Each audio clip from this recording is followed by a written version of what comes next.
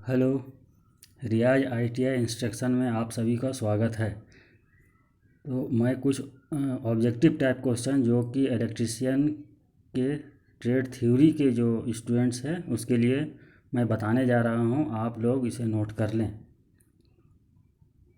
तो पहला क्वेश्चन है, ट्रांसफार्मर की प्राथमिक एवं द्वितीयक कुंडलन में सदैव, मतलब है ट्रांसफार्मर की प्राइमरी और द्वितीय कॉइल में सदैव क्या होता है, एक उभयनिष्ठ चुंबकीय परिपथ होता है। एक उभयनिष्ठ चुंबकीय परिपथ होता है।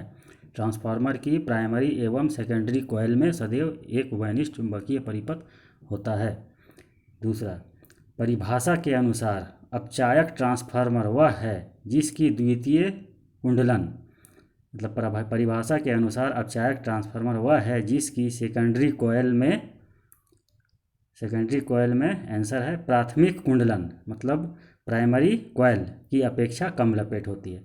तो सेकेंडरी को अपचायक ट्रांसफार्मर के जो सेकेंडरी कॉइल होता है उसमें प्राइमरी कॉइल की अपेक्षा उसकी लपेट की संख्या जो होती है, कॉइल की लपेट की संख्या वो कम होती है। अब है अगला, ट्रांसफार्मर कोर निर्माण के लिए सर्वाधिक उपयुक्त पदार्थ क्या है। ट्रांसफार्मर में जो कोर लगा रहता है जिस पर वाइंडिंग किया हुआ रहता है कॉपर तार से, तो वो जो कोर है वो किस पदार्थ का बना होता है, तो वो सिलिकॉन इस्पात का बना होता है, सिलिकॉन स्टील का वो बना होता है। अगला, एकल फेज ट्रांसफार्मर में, मतलब सिंगल फेज ट्रांसफार्मर में प्राथमिक एवं प्रेरित द्वितीयक वोल्ट होता है। मतलब सिंगल फेज ट्रांसफार्मर में प्राथमिक मतलब प्राइमरी एवं प्रेरित द्वितीयक मतलब सेकेंडरी वोल्ट होती है एक दूसरे से 180 डिग्री पर। तो सिंगल फेज ट्रांसफार्मर में जो प्राइमरी और सेकेंडरी वोल्ट वो जो होता है दोनों में डिफरेंस क्या होता है, 180 डिग्री का। अगला, एक ट्रांसफार्मर की सेकेंडरी कॉइल में प्रेरित विद्युत वाहक बल निर्भर करता है किस पर।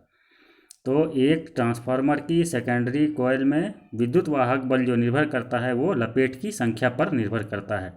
जो कॉइल की लपेट की संख्या जो होती है उस पर निर्भर करता है ट्रांसफार्मर की सेकेंडरी कॉइल पर विद्युत वाहक बल पर। और भाई, चांदी की परत चढ़ाने के लिए निम्न में से कौन सा विलयन प्रयोग में लाते हैं। तो AgNO3, चांदी की परत चढ़ाने के लिए कौन सा विलयन प्रयोग में लाते हैं, तो AgNO3। अगला है, एक ट्रांसफार्मर के पूर्ण भार पर लौह हानियाँ यानी लौह क्षति 100 वाट है, इसके आधे पर लोहे हानियाँ कितनी होगी। मतलब एक ट्रांसफार्मर के पूर्ण भार पर लौह क्षति 100 वाट है, इसके आधे पर लौह क्षति कितनी होगी, तो 100 वाट ही होगी। 3 फेज प्रदाय को नियंत्रित करने के लिए प्रयोग होने वाले मुख्य स्विच क्या कहलाता है। मतलब 3 फेज जो मेन स्विच होता है उसको नियंत्रित करने के लिए कौन सा स्विच प्रयोग में लाया जाता है, तो ICTP स्विच। 3 फेज में 3 फेज रहता है, एक रेड एक येलो एक ब्लू, 3 कलर का तार रहता है। 3 फेज रहता है जो 440 वोल्ट या 11,000 वोल्ट जो भी रहता है, उसमें कौन सा स्विच प्रयोग किया जाता है 440 वोल्ट में, तो ICTP मतलब आयरन क्लेड ट्रिपल पोल।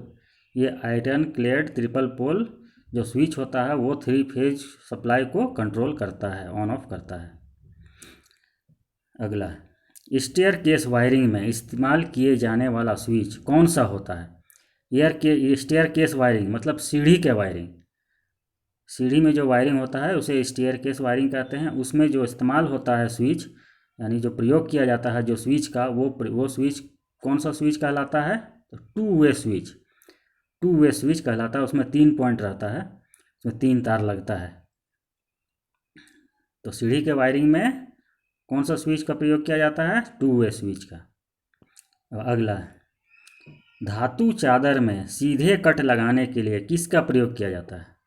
तो धातु चादर में सीधा कट लगाने के लिए सीधा स्निप का प्रयोग किया जाता है।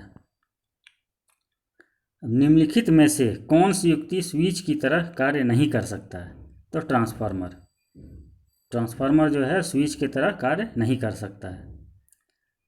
250 वोल्ट से कम की वोल्टता क्या कहलाती है? तो अगला क्वेश्चन है 250 वोल्ट से कम की वोल्टता क्या कहलाती है? तो एलटी कहलाती है। एलटी मतलब लो टेंशन। तो 250 वोल्ट तक का जो वोल्टेज रहता है वो क्या कहलाता है? लो टेंशन वोल्टेज, लो टेंशन, एलटी। अब भूमिगत लाइन का उपयोग सामान्यतः कितनी वोल्टता तक किया जा सकता है? तो जो अंडरग्राउंड जो केबल बिछाया हुआ रहता है, भूमिगत लाइन, अंडरग्राउंड लाइन जो वो बिछाया रहता है, उसका उपयोग कितने वोल्ट तक किया जा सकता है? तो 66 किलो वोल्ट, यानी 66 केवी। 66 केवी मतलब 6600 वोल्ट। 6600 वोल्ट तक को हम अंडरग्राउंड ज़मीन के नीचे से हम ले जाया जा सकता है। अगला क्वेश्चन है, भूमिगत केबल का आर्मरिंग कवच किसका बना होता है? अंडरग्राउंड जो केबल होता है उसका जो अर्थिंग रहता है, आर्मरिंग कवच जो एल्युमिनियम तार का अर्थिंग रहता है बहुत सारा, वो किस चीज़ का बनाता होता है? वो गैल्वेनाइज स्टील तार से। गैल्वेनाइज स्टील तार से वो जो केबल, अंडरग्राउंड केबल जाता है उस पर अर्थिंग तार, बहुत सा तार लगा हुआ रहता है, उसके ऊपर से भी कवर किया जाता है। और जो अर्थिंग तार होता है उसको जैसे मोटर में जहाँ कनेक्शन होगा उसके बॉडी पर वो तार को लपेट दिया जाता है, जिससे कि मोटर में शॉर्ट नहीं हो, करंट आए तो उसको करंट नहीं, शॉक नहीं लगेगा। इसीलिए वो जो अर्थिंग तार रहता है उसके अंदर वो गैल्वेनाइज स्टील तार से बना होता है। अब विद्युत ताप में प्रयुक्त ऊष्मारोधी अचालक क्या है? तो विद्युत ताप में प्रयोग किया जाने वाला जो ऊष्मारोधी अचालक पदार्थ है वो किस चीज़ का बना होता है? चीनी मिट्टी का। जैसे फ्यूज, फ्यूज है उसको अब किस चीज़ का बना होता हो? चीनी मिट्टी का बना होता है, अचालक पदार्थ है। Thank you. आप लोग हमारे पेज को लाइक और सब्सक्राइब जरूर करें और अगला वीडियो भी ज़रूर देखें। इसके बाद मैं फिर और भी ऑब्जेक्टिव टाइप क्वेश्चन और आंसर मैं डालूँगा यूट्यूब में। आप लोग हमारे वीडियो देखते रहें। धन्यवाद।